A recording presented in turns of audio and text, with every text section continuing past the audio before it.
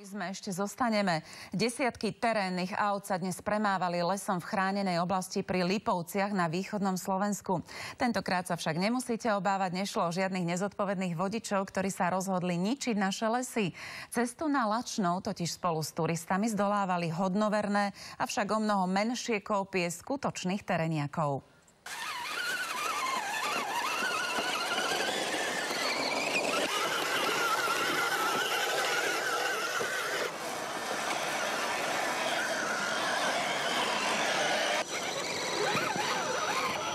Toto je jeden z modelov na prvý pohľad na nerozoznanie od toho skutočného, akurát, že je 10-krát menší.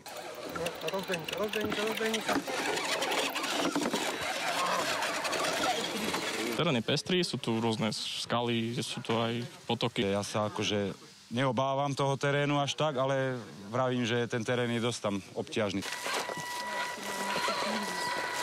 V takomto teréne sa majitelia modelov môžu do sytosti vyblázniť, ako sami o sebe tvrdia, aj keď sú medzi nimi poväčšine dospeláci s diaľkovým ovládaním v rukách, sa v nich prebúdzajú deti. Neodradí ich ani to, ak ich auto terén nezvládne a potrebuje opraviť.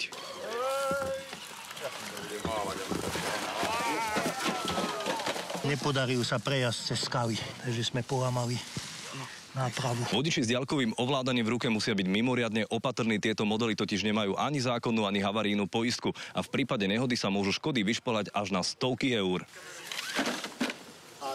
Je to dosť drahá hračka, no ale tak už každý musí vlastne dať na to pozor. V prípade nehody musia mať majitelia takýchto autíčok v lesnom teréne so sebou okrem turistickej výbavy aj taký menší pojazdný autoservis. V jednom batohu na rade a náhradné diely a v druhom jedlo. Z Lačnovského kaňona pre televíziu JOJ.